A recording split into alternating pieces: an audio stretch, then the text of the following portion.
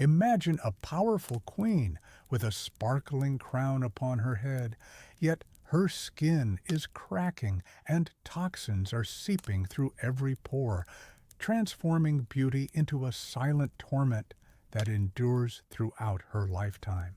This video brings you on a journey to explore royal women's filthy habits, the deadly secrets that poisoned queens, the filthy hygiene practices of royal women, and the deadly secrets that poisoned queens.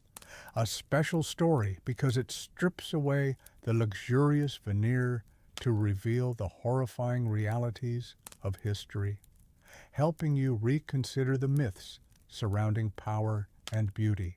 Envision yourself wandering into Greenwich Palace in the year 1580, where golden candlelight reflects off marble floors, but the air is heavy with the accumulated metallic scent mixed with sweat, and Queen Elizabeth I, the symbol of England's might, sits there with a thick layer of lead face paint, her eyes clouded by toxins, wondering if the crown is worth the ceaseless physical agony.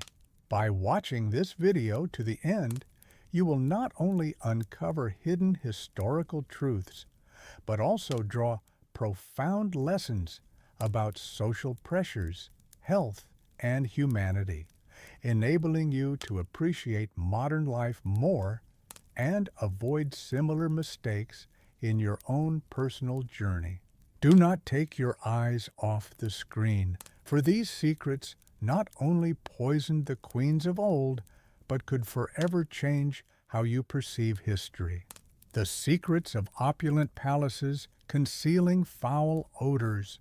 Imagine stepping through the gilded doors of Europe's most magnificent palace, where light from thousands of candles dances across gold-plated walls, but suddenly a cloyingly foul odor infiltrates your senses, compelling you to hold your breath and question whether royal power is truly a dream or merely a concealed nightmare.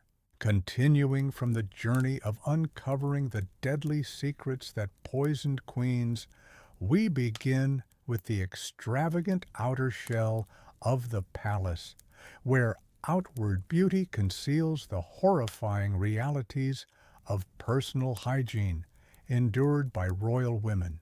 In the 16th and 17th centuries, palaces such as Versailles and Greenwich were celebrated as symbols of grandeur and absolute power. Envision yourself strolling through vast hallways where marble floors gleam under the shimmering light of enormous crystal chandeliers. Massive wall paintings depict heroes and goddesses, while noble ladies in shimmering silk garments glide by, carrying the intense fragrance of roses and ambergris. This is the realm of fairy tales, where queens like Elizabeth I and Marie Antoinette reigned with divine beauty and unparalleled authority. However, beneath this splendid veneer, the atmosphere was truly oppressive, laden with foul odors from bodies unbathed for months, accumulated lead-based cosmetics on the skin, and garments that had never been laundered. The metallic scent of lead mingled with aged sweat, forming an invisible fog that forced courtiers to learn to breathe through their mouths to avoid retching. These queens, despite ruling vast empires, lived in hygienic conditions inferior to those of modern slums, where lice and diseases spread like the plague. A prime example is the Palace of Versailles under Louis XIV, where over 10,000 individuals crowded together without adequate drainage systems, leading nobles to urinate on the spot and transforming golden corridors into pools of contamination. These secrets extend beyond mere personal hygiene. They reflect immense societal pressures, compelling royal women to sacrifice their health to maintain a divine image, where cleanliness was deemed heretical and beauty required trading in toxins. The lesson here is evident. External power often masks silent suffering, and history teaches us that true beauty must originate from health, not from artificial masks. Yet, if the palace already harbors such horrifying foul odors, the monthly bathing rituals of the queens prove even more terrifying. Let us explore the true nightmare that begins here. The monthly bath ritual turned into a nightmare. Imagine submerging yourself in a tub of murky water where layers of accumulated grime and toxic cosmetics dissolve into a foul brew, releasing a metallic stench that assaults your senses and reveals the hidden torment behind royal splendor, turning what should be a cleansing ritual into a monthly descent into horror. Building upon the foul odors concealed within opulent palaces, we now delve deeper into the personal rituals that amplify this degradation, starting with the infrequent bathing practices that royal women endured as a matter of medical and social doctrine. In the courts of 16th century England and 18th century France, bathing was not a daily necessity, but a rare event deemed perilous by contemporary physicians. Queen Elizabeth I, the Virgin Queen whose reign symbolized unyielding power, bathed only once a month, a frequency considered excessively risky even by her era's standards. Servants would labor from midnight, hauling buckets of heated water to fill a wooden tub lined with fine linen to prevent splinters from piercing her royal skin. As she disrobed, the true nightmare unfolded. Her face, coated daily with Venetian ceruse, a lead-based whitener, revealed geological layers of cracked, flaking poison built up without removal due to fears that water weakened the body. Upon immersion, the water turned opaque with dissolving cosmetics, sweat, and months of human secretions, emitting a nauseating blend of lead's metallic tang, vinegar, and decaying organic matter. Gray flakes of dead skin mixed with white lead residue floated to the surface, while attendants stifled their revulsion, their eyes watering from the vapors. Elizabeth's scalp, encrusted with oils and styling remnants, itched incessantly, exacerbated by lead-induced hair loss that necessitated wigs, trapping further filth. Similarly, Marie Antoinette transformed her baths into theatrical spectacles, soaking in a full-length linen gown amid courtiers, nibbling pastries, while her unwashed body steeped in its own waste. This ritual, far from luxurious, inflicted constant physical discomfort, itching pores clogged with toxins, volatile moods from lead absorption, and a psychological burden of maintaining divine poise amid self-inflicted suffering. These women commanded empires, yet battled urges to scratch during state affairs, their decisions clouded by chronic irritation. The lesson embedded here is profound. Societal expectations of beauty and purity often exact a devastating toll on personal well-being, reminding us that true strength lies not in enduring hidden agonies, but in challenging norms that prioritize appearance over health.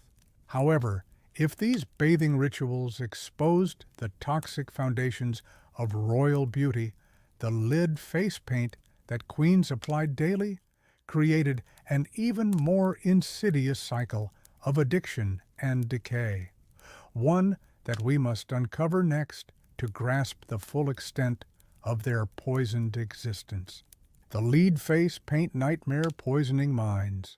Envision a queen awakening each morning to confront a cracked, flaking mask of white poison upon her face, a veneer of perfection that seeps insidious toxins into her bloodstream, gradually eroding her memory, temper, and sanity, while she clings to an illusion of divine beauty.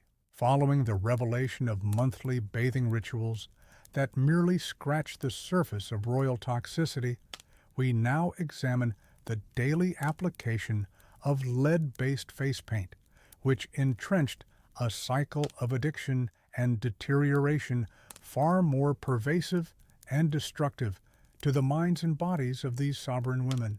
During the Renaissance era, particularly in the courts of England and France, Venetian ceruse, a mixture of white lead, vinegar, and water, served as the quintessential cosmetic for achieving the pale, ethereal complexion synonymous with nobility and divine favor. Queen Elizabeth exemplified this perilous practice, rising each day to a ritual of self-poisoning orchestrated by her ladies-in-waiting. Rather than cleansing the previous day's layer, which had cracked like dried earth under the strain of courtly duties, fresh ceruse was applied directly atop the old, forming an ever-thickening barrier that weighed upon her skin and seeped into her pores. This accumulation was not mere vanity, but a societal imperative. Pale skin signified purity and elevated status in an age obsessed with hierarchical distinctions, where tanned complexions evoked the laboring classes. However, the consequences were devastating. Lead absorption induced neurological symptoms, including mood swings, paranoia, and cognitive decline, as documented in contemporary accounts of Elizabeth's increasingly erratic behavior. Forgotten conversations mid-sentence and sudden rages attributed erroneously to the burdens of rule. Physically, it accelerated hair loss, necessitating elaborate wigs that further harbored filth, while graying and puckering the skin demanded even thicker applications, perpetuating a vicious cycle. Her teeth rotted from the inside, producing breath so foul that courtiers maintained precise distances during audiences to preserve decorum. This was no isolated affliction. Similar practices afflicted Marie Antoinette and other European royals, transforming beauty routines into slow suicides. The psychological toll was profound. These women, prisoners of their own image, grappled with addiction-like tolerance, where initial light dustings evolved into heavy masks to conceal mounting damage. Court physicians warned of the dangers in medical texts, recognizing symptoms akin to heavy metal poisoning, yet fashion's tyranny prevailed over survival instincts.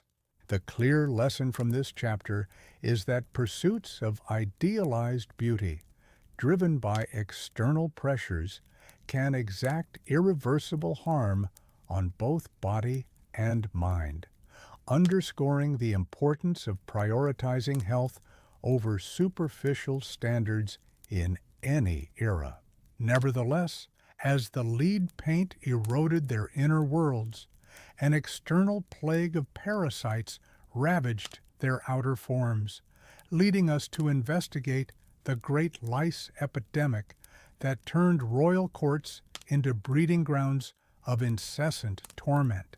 The great lice epidemic ravaging royal courts. Envision attending a grand royal audience clad in exquisite silks and jewels, only to feel an insidious tickle across your scalp and skin, as hordes of lice migrate from infested furniture and monarchs alike, transforming symbols of power into vessels of unrelenting itch and disease. As the lead-based cosmetics insidiously eroded the mental faculties of queens, an equally devastating external assault emerged in the form of parasitic infestations, turning the opulent halls of power into breeding grounds for lice that plagued every level of court society. In the 17th century, particularly during the reign of King James III of England, lice infestations reached epidemic proportions within royal circles, where personal hygiene was often neglected in favor of elaborate appearances. The king himself was notorious for rarely bathing, wearing the same garments for months, and even sleeping in them, allowing his body to become a haven for parasites sufficient to populate a small village. This was not merely a royal eccentricity, it permeated the entire court. Historical accounts, such as those from Lady Anne Clifford, describe visiting the king's chambers only to emerge lousy from sitting on infested furniture, with lice transferring via every handshake, bow, or close conversation. These parasites were far more than irritants. As vectors for diseases like typhus, they claimed more lives than battles, spreading through the highest echelons of society and undermining the very stability of empires. Women's elaborate hairstyles exacerbated the crisis, serving as ideal ecosystems for infestation. Hair was styled with bear or ox fat, curled and powdered, creating warm, greasy environments that attracted fleas and lice in droves. Fashionable ladies carried ornate scratching sticks, ivory or silver implements, to discreetly alleviate the maddening itch during court ceremonies, where protocol demanded composure amid the constant crawling sensation. The psychological impact was profound. Nobles conducted diplomatic negotiations while suppressing urges to scratch, maintaining dignity in state rituals as insects burrowed into their scalps. This normalization of torment fostered a grotesque theater of denial, with etiquette evolving to accommodate scratching in proper ways, highlighting how societal norms could entrench human suffering. A poignant example is the widespread use of animal fats in hairstyles, which not only bred parasites, but also attracted additional vermin, turning royal heads into living colonies. The lesson derived from this epidemic is unequivocal. Unchecked adherence to traditions and status symbols can foster environments ripe for physical and psychological decay, emphasizing the necessity of hygiene as a foundation for true authority and well-being, rather than a dispensable luxury. Yet, while lice ravaged the visible surfaces of royal existence, a more aromatic deception arose to conceal the underlying rot, drawing us into the world of perfumes deployed as desperate weapons against the stench of decay. Perfume as weapons concealing decay. Envision a queen gliding through her court, enveloped in a cloud of overpowering rose and musk, yet beneath this fragrant armor lies a festering reality of unwashed flesh and rotting teeth, where each whiff of perfume serves not as elegance, but as a frantic barrier against the onslaught of human stench. As the lice epidemics exposed the parasitic vulnerabilities plaguing royal exteriors, a subtler strategy of olfactory camouflage emerged, transforming perfumes from mere luxuries into essential tools for masking the pervasive decay that hygiene neglect had wrought upon courtly life. In the unventilated grandeur of European palaces during the 17th and 18th centuries, perfume functioned as a form of chemical warfare against the inescapable odors of poor sanitation. At Versailles, where up to 10,000 residents coexisted without adequate facilities, the atmosphere was a toxic amalgamation of body odors, excrement, and decay, prompting courtiers to relieve themselves in corridors or even during chapel services. Queen Elizabeth I, acutely conscious of her image, infused her surroundings with floral essences, musk, and ambergris. But this was no indulgence. It was a necessity to prevent fainting spells among attendants during audiences. Perfumes were applied lavishly, sachets pressed to noses as survival aids, gloves impregnated with scents to trail fragrance, and hair doused in potent oils detectable across rooms. However, these measures often compounded the issue.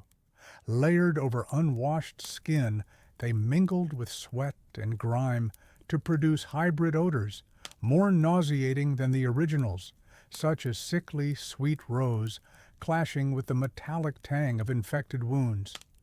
Court perfumers operated like strategists, crafting increasingly intense concoctions from animal secretions, musk from deer glands, civet from cats, and ambergris from whale intestines, designed to overpower rather than harmonize. This escalation created a societal hierarchy based on olfactory prowess.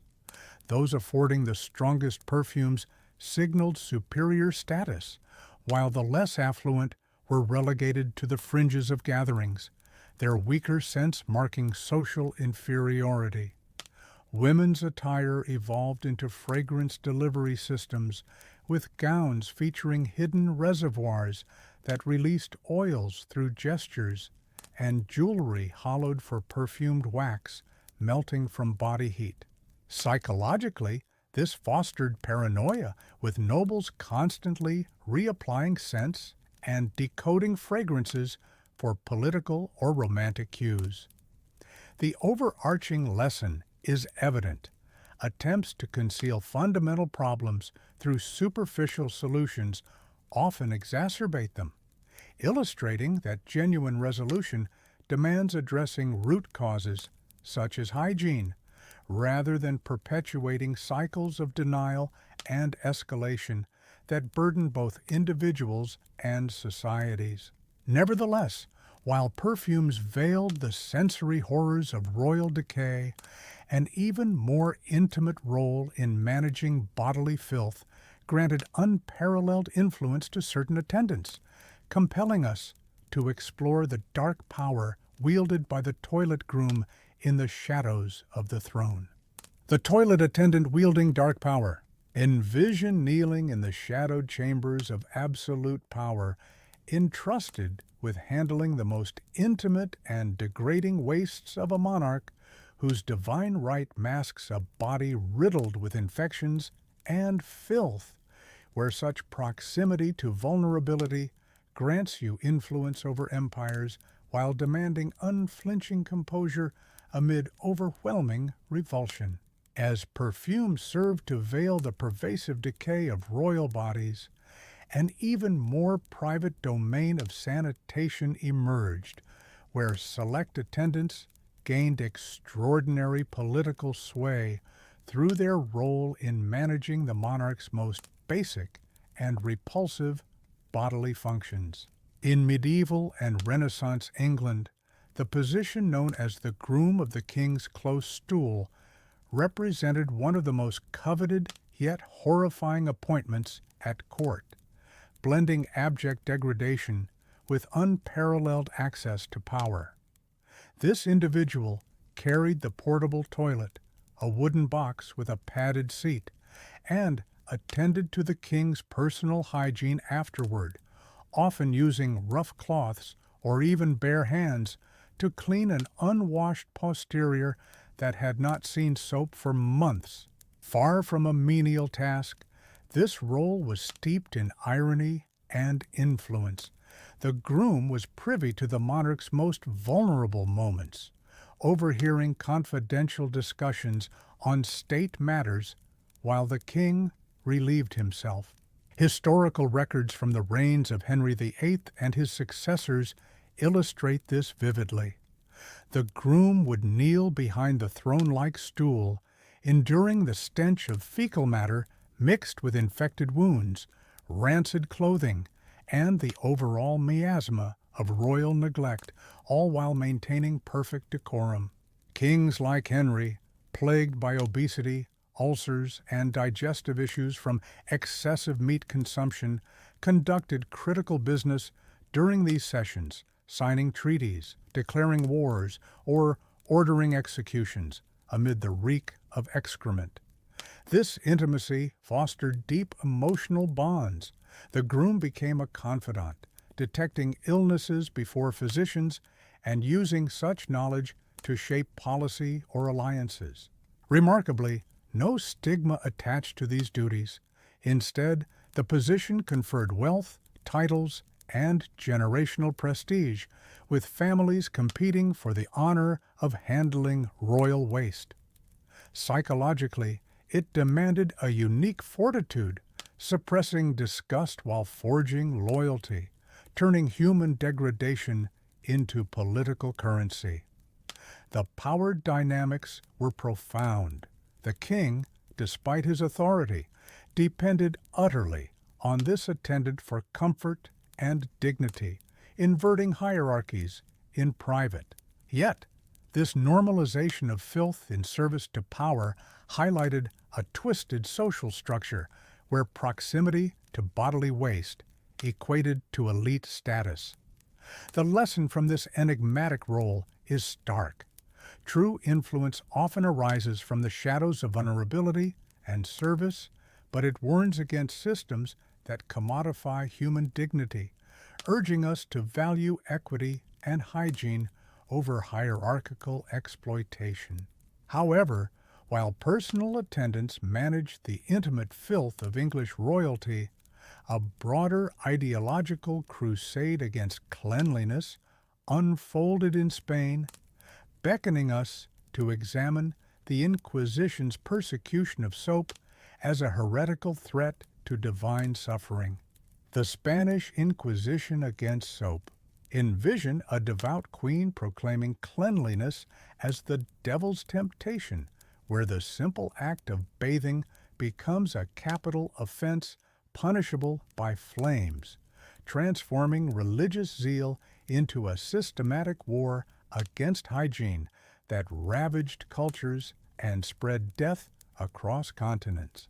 While the intimate sanitation roles in English courts normalized personal degradation for political gain, a far more sweeping doctrinal assault on cleanliness arose in Spain, where royal edicts fused faith with filth, elevating suffering as a path to salvation and branding soap as an instrument of heresy.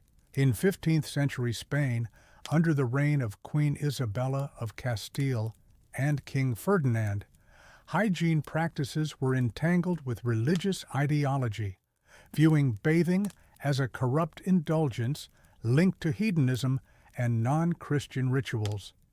Influenced by Christian doctrines that associated physical suffering with spiritual purity, echoing Christ's torment on the cross, cleanliness was deemed sinful vanity.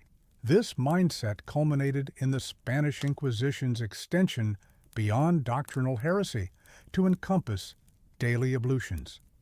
After the conquest of Granada in 1492, Muslim inhabitants were not only forced to convert, but compelled to abandon their bathing traditions. Public baths were demolished, and possessing soap or clean garments could invite interrogation, torture, or execution as evidence of secret Islamic adherence. Inquisitors developed surveillance tactics, inspecting homes for excessive water use, questioning neighbors about washing habits, and encouraging children to report parents, creating a society where hygiene equated to betrayal of faith. Isabella's horror extended globally. Upon learning of indigenous peoples' daily bathing in the Americas via Columbus's reports, she decreed it blasphemous, ordering the destruction of aqueducts and rituals that had sustained health for centuries. This policy inadvertently weaponized filth as unwashed Europeans introduced diseases like typhus and dysentery to populations previously protected by superior sanitation, decimating communities in the name of Christian purity. The purity of blood laws further institutionalized this, requiring proof of ancestral uncleanliness to affirm Christian lineage, turning hygiene into racial and social evidence for persecution. Psychologically, it inflicted profound trauma. Converted Muslims and indigenous peoples watched loved ones perish from preventable illnesses while forbidden from cultural practices that defined their dignity. Nobles competed in displays of filth as badges of devotion, fostering competitive self-harm where enduring body odor and infections signified piety. The consequences rippled through the Spanish Empire, from the Philippines to Mexico, suppressing advanced hygiene knowledge and amplifying epidemics. The enduring lesson is unequivocal. When ideology weaponizes basic human needs like cleanliness, it not only destroys lives, but erodes cultural diversity and progress, reminding us that true enlightenment demands separating faith from practices that safeguard health and humanity. Yet, as Spain's crusade sanctified filth on a grand scale, individual acts of royal charity concealed even deadlier deceptions, urging us to uncover the milk bath rituals that spread contamination under the guise of benevolence. The hair horror, fostering terrifying ecosystems. Envision a queen's towering coiffure, a masterpiece of curls and powder that crowns her as an emblem of sophistication. Yet beneath its elaborate facade thrives a writhing colony of parasites, feeding relentlessly on her scalp and transforming her head into a living nightmare of itch and infestation. As the milk bath deceptions highlighted the concealed spread of disease through royal generosity, the visible extravagance of women's hairstyles unveiled even more grotesque realities, where fashion's demands cultivated parasitic havens that tormented the elite while symbolizing their status. During the Renaissance and Baroque periods, royal women's hairstyles evolved into monumental constructions that prioritized aesthetic grandeur over hygiene, turning human heads into self-sustaining ecosystems of filth and vermin. The process commenced at dawn, with servants applying rendered animal fats, bear grease or ox tallow, often rancid from palace kitchens, to the queen's unwashed hair, providing a sticky base for curling, pinning, and dusting with colored powders in shades of white, blue, or gold. These styles, such as the elaborate poufs favored by Marie Antoinette, could require 6 to 8 hours to assemble and remained intact for weeks, as dismantling them was labor-intensive and costly. However, this permanence fostered horror. The warm, greasy environment attracted lice, fleas, and ticks, which burrowed into the matted layers, laying eggs and establishing breeding colonies amid accumulated dead skin, insect excrement, and decaying fat. The stench was overpowering, a nauseating fusion of rotting meat from the grease and organic decay, compelling courtiers to position themselves upwind during interactions. Women carried jeweled scratching sticks to discreetly probe their scalps for relief, suppressing the constant crawling sensations during diplomatic engagements or religious ceremonies, where a single errant insect could shatter the illusion of poise. Chronic infestations led to scalp infections, permanent bald patches, and hair loss, ironically necessitating wigs that exacerbated the cycle by trapping more debris. Psychologically, this inflicted madness. Queens like Elizabeth I endured ceaseless discomfort while projecting divinity, their private letters revealing despair over the torment, yet powerlessness against social pressures that equated towering hair with prestige. Competition among nobles intensified the absurdity, with hairstyles growing more complex to outdo rivals, inadvertently amplifying parasitic populations and turning fashion into a public health crisis. The profound lesson here is that societal obsessions with ostentatious displays can engender self-destructive practices, where the pursuit of status undermines personal health and dignity, urging modern reflections on how trends today, be they cosmetic or digital, might similarly prioritize appearance over well-being. Yet, as these hair horrors encapsulated the personal torments of royal women, the grandest catastrophe of collective filth awaited at Versailles, compelling us to confront the palace where magnificence devolved into a gilded cesspool of unimaginable proportions. The milk bath deception carrying deadly diseases. Envision a noblewoman immersed in a tub of warm milk, her diseased skin weeping from open sores as she seeks fleeting relief from the ravages of venereal infection, only to bestow this contaminated liquid upon starving peasants as an act of purported charity, unwittingly turning benevolence into a vector for widespread death. As Spain's ideological war against cleanliness propagated filth and disease on an imperial scale, more insidious personal deceptions arose among European nobility, where acts of apparent generosity masked the lethal transmission of royal maladies to the vulnerable masses. In the 18th century, amid the opulent yet unsanitary courts of Europe, milk baths emerged as a desperate remedy for skin afflictions, often stemming from syphilis and other venereal diseases rampant among the aristocracy due to unchecked excesses. Countess Platon of Hanover exemplifies this grotesque practice, documented in historical records as suffering from a distressing malady that eroded her flesh, leaving her with festering wounds and a breath reeking of decay.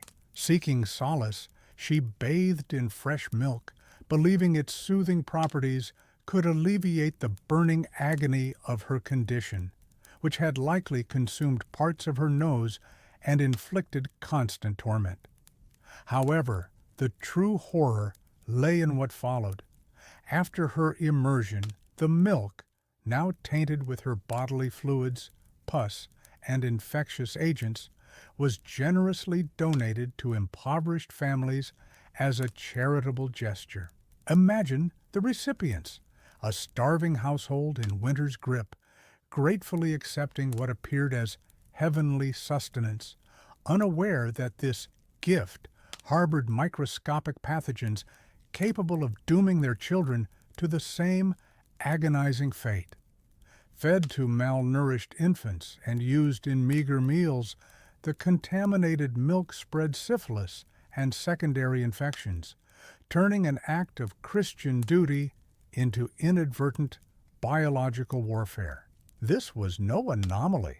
Similar charitable distributions of tainted food, clothing, and provisions from diseased nobles proliferated across continents, with royal kitchens preparing meals amid leaking sewage and infected staff, or communion elements handled by afflicted clergy.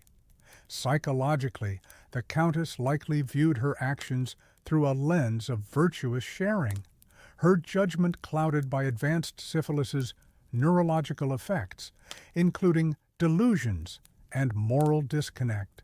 This revealed a profound chasm between nobility and commoners, where the elite's convenience eclipsed the value of plebeian lives, perpetuating cycles of disease transmission during weddings, ceremonies, and public interactions. The societal ramifications were catastrophic, as kindness amplified epidemics among the poor, who praised their benefactors even as families perished. The lesson extracted from this deception is unequivocal. Superficial acts of charity, when rooted in ignorance or privilege, can inflict greater harm than overt malice, compelling us to scrutinize intentions and consequences in aid, ensuring that benevolence truly uplifts rather than endangers the recipients. Nevertheless, while milk baths veiled deadly charity and personal affliction, the elaborate hairstyles of royal women fostered even more visible ecosystems of horror, inviting us to delve into the parasitic worlds thriving atop their crowned heads. The Versailles catastrophe, where luxury met contamination. Envision the Sun King's palace as a beacon of unparalleled splendor, its halls echoing with the whispers of courtiers and the gleam of infinite mirrors. Yet beneath this facade of divine order lurks a seething mass of human waste and disease, where the pursuit of absolute power birthed a sanitary apocalypse that engulfed thousands in daily degradation.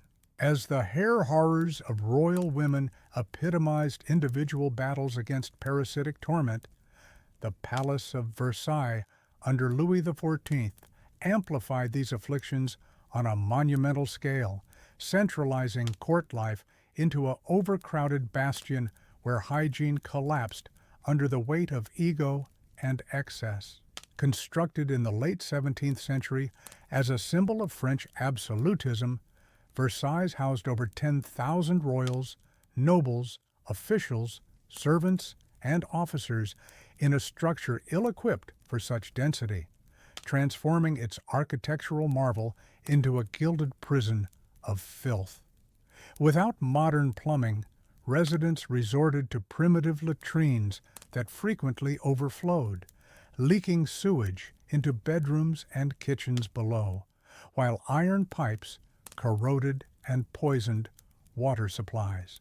Women in elaborate gowns would discreetly lift their skirts to urinate on the spot, their layered petticoats absorbing and distributing waste as they moved through ceremonies. Men urinated from balustrades, even in the royal chapel, turning marble floors into slippery hazards and priceless carpets into sodden repositories of urine. The air thickened with an indescribable miasma, excrement mingling with unwashed bodies, rotting food, and futile perfumes, inducing headaches, nausea, and respiratory ailments among visitors. Queen Marie Antoinette herself was once splattered with human waste flung from a window while traversing an interior courtyard, a stark emblem of the palace's chaotic reality. Children of nobility, destined to rule, navigated corridors dotted with fecal puddles, normalizing conditions that would appall contemporary standards. Diseases flourished in this environment. Dysentery, typhoid, and skin infections ravaged inhabitants indiscriminately, yet physicians attributed them to bad air or moral failings rather than addressing the root sanitation crisis. Psychologically, the dissonance was crushing. Courtiers adapted with coping mechanisms, strategic positioning to avoid odors, codes for warning of fresh deposits, while upholding the myth of refinement for foreign ambassadors. This facade of superiority masked a profound vulnerability, where the Sun King's vision of control ironically bred anarchy in basic human needs. The catastrophe extended its influence, inspiring other European courts to emulate Versailles, propagating unsanitary models that multiplied suffering continent-wide. The ultimate lesson resonates deeply.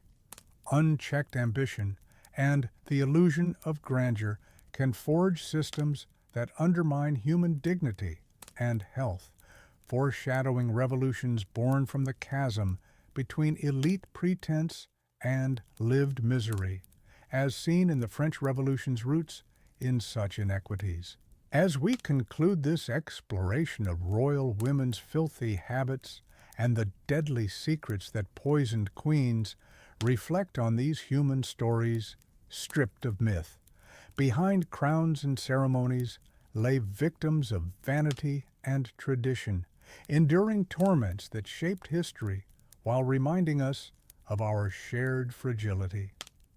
In appreciating modern sanitation and autonomy, we honor their silent sufferings, ensuring that lessons from the past illuminate paths to healthier, more equitable futures. Thank you for joining this journey.